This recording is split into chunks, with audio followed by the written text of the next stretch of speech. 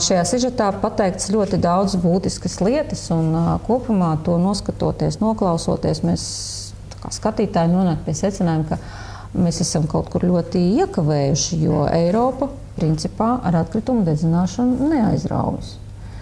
Tikai mēs Latvijā šobrīd cīnamies pret 3, es saprotu, plānotām atkritumu dedzināšanas. 2 ir rūpnīca, bet viena ir tā katlu māja, par ko šobrīd ir vislielākais sabiedrības sašutums.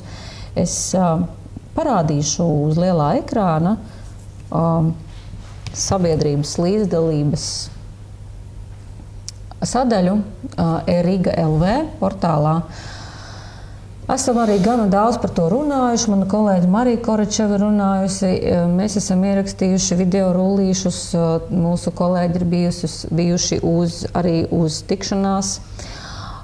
Un kas tad īsti ir plānots? Krustpils ielā 17 korpus 1 ir plānots atkritumu dedzināšanas katlu māja, kurā 10% no dedzināmā būs atkritumi. Un tie atkritumi būs dažādi. Tātad tur var būt arī gan plastmasa, gan pamperi, kā mēs redzējām no tā sižeta. Ja?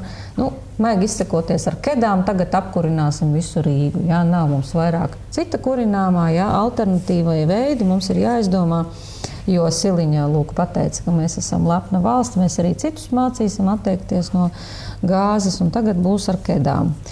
Siltumu nodrošināsim.